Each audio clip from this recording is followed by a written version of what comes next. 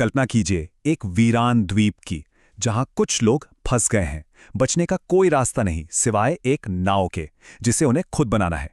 नहीं, ये किसी फिल्म का सीन नहीं है, बल्कि एक असली चुनौती है। और आज हम इसी की कहानी की परतें खोलने वाले हैं।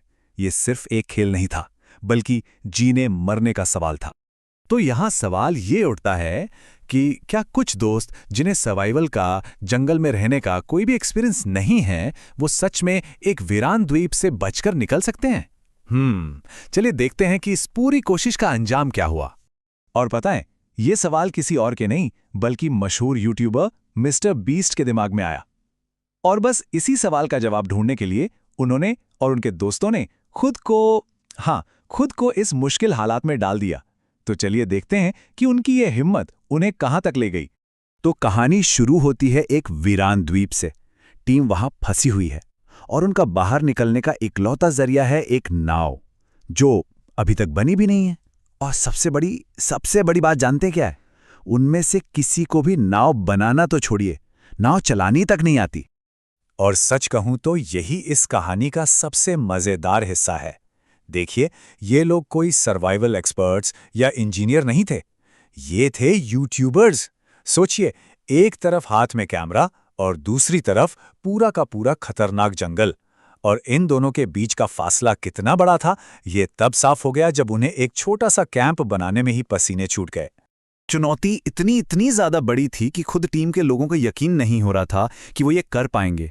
जैसा कि एक ने कहा भी, मुझे लगता है कि तुम सच में पागल हो गए हो, ये नामुमकिन है। ये सिर्फ शब्द नहीं थे, ये उनकी उस वक्त की हताशा थी, उनकी निराशा थी। तो अब सबसे बड़ा सवाल ये था कि आखिर नाव बनेगी तो बनेगी कैसे? जवाब था, जो कुछ भी मिल जाए। उन्हें पूरी तरह से कुदरत पर ही निर्भर रहना था। मतलब जंगल की लकड़ियों से लेकर समंदर की लहरों से बहकर आए कचरे तक, हर एक चीज, हर छोटी बड़ी चीज उनके लिए कीमती थी। लेकिन जंगल सिर्फ सामान ही नहीं दे रहा था, वो जानलेवा खतरे भी दे रहा था। मतलब फेरडीलांस सांप, येलो आईलैश वाइपर और वॉन्डरिंग बनाना स्पाइडर, ये खतरनाक जीव हर कदम पर उनका इंतजार कर रहे थे। और इन खतरों का असर टीम पर साफ दिखने लगा था। वो दिमागी तौर पर टूटने लगे थे। उनका डर और उनकी हताशा, सब कुछ इस एक लाइन में सिमट गया था। कसम से, यहां हर चीज हमें मारने की कोशिश कर रही है। और फिर यहां एक बड़ी अजीब और कमाल की चीज हुई। जिस समुद्री प्रदूषण को, जिस कचरे को हम एक अभिशाप मानते ना, वही उनके लिए एक वरदान बन गया। जी हां, समंदर के किनारे पड़े वो सीलबंद बैरल्स और कंटेनर्स उनके लिए सोने से भी ज्यादा कीमती थे। जानते हैं क्यों? क्योंकि वही तो उनकी नाव को पानी पर तैराने वाले थे। लेकिन नाव बनाने का काम शुरू होता उससे पहले ही द्वीप का मौसम उनकी कड़ी परीक्षा ले रहा था। वो जानलेवा गर्मी, पानी की कमी, इन सब ने उन्हें बुरी तरह से तोड़कर रख दिया था। हालत इतनी बिगड़ गई थी कि टीम का एक सदस्य एक बहुत जरूरी बैरल को ले जाते जाते लगभग बेहोशी हो गया था। और फिर कहानी में एक बहुत बड़ा, बहुत जरूरी मोड़ आया। नाव का ढांचा तो जैसे तैसे बन गया था, लेकिन अब थी असली परीक्षा की घड़ी। ये वो पल था जो ये तय करने वाला था कि उनकी सारी मेहनत रंग लाएगी या सब कुछ बर्बाद हो जाएगा।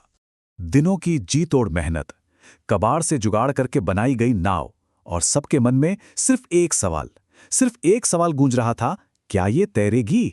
क्या ये वाकई पानी पर टिक पाएगी? उनकी सारी उम्मीदें बस इसी एक सवाल के जवाब पर टिकी थीं। और फिर वो हुआ जिसका सबको बेसब्री से इंतजार था। नाव तैरने लगी।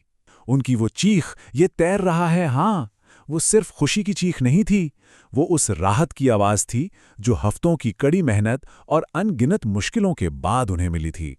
ये सिर्फ एक नाव का तैरना नहीं था, नहीं, ये उनकी उम्मीदों का तैरना था। जो मिशन, जो सपना कल तक नामुमकिन लग रहा था, अब वो हकीकत में बदलता हुआ दिख रहा था। पहली बार उन्हें लगा कि वो यहां से बचकर निकल सकते हैं। और बस इसी नई उम्मीद के साथ शुरू हुआ इस कहानी का आखिरी और शायद सबसे खतरनाक हिस्सा, खुले समंदर में एक अनजान सफर। ये टाइमलाइन उनकी इस समुद्री यात्रा की पूरी कहानी बता देती है। पहले घंटे का वो जोश और उत्साह चौथे घंटे तक आते आते थकान में बदलने लगा। 7वें घंटे तक तो टीम शारीरिक और मानसिक दोनों ही तरह से पूरी तरह टूट चुकी थी, लेकिन फिर 9वें घंटे में ज्वार के बदलने से उम्मीद की एक छोटी सी किरण जगी, जिसने उन्हें एक आखिरी बार हिम्मत से लड़ने की ताकत दी। मगर उनकी असली लड़ाई तो अभी बाकी थी। इस बार उनका सामना किसी जहरीले जानवर या खराब मौसम से नहीं था। नहीं, इस बार उनका सामना था खुद उस विशाल ताकतवर समंदर से। शुरू और आखिर का ये फर्क उनकी हालत बताने के लिए काफी है।